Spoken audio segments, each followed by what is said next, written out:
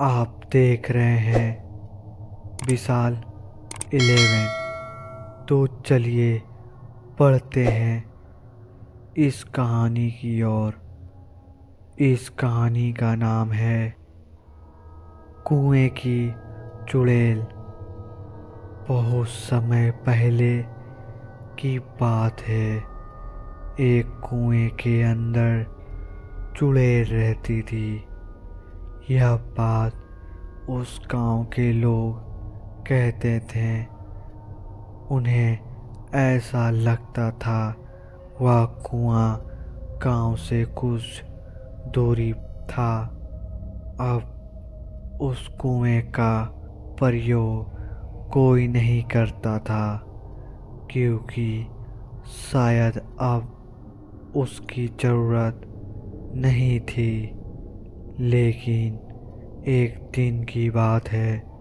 एक आदमी अपने खेत से काम करके वापस आ रहा था। उसे लग रहा था आज बहुत समय हो गया है, क्योंकि रात हो गई थी।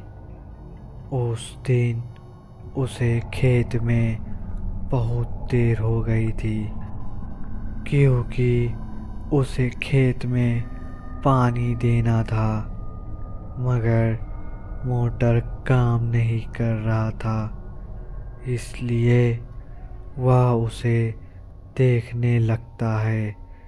जब वह मोटर चलने लगती है तो खेत में पानी आने लगता है, मगर इस काम में बहुत देर हो जाती है।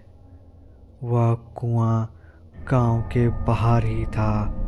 वह आदमी घर आ रहा था जब उसकी नज़र कुएं पर जाती है। उसकी ऊपर चुड़ैल नज़र आती है। वह उड़ रही थी, या कैसे हो सकता है।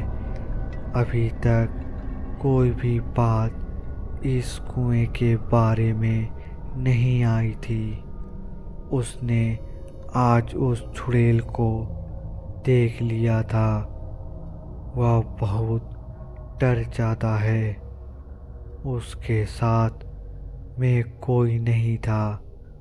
वह चुड़ैल उसके पास आ रही थी। वह बहुत तेजी से गांव की ओर भाग रहा था।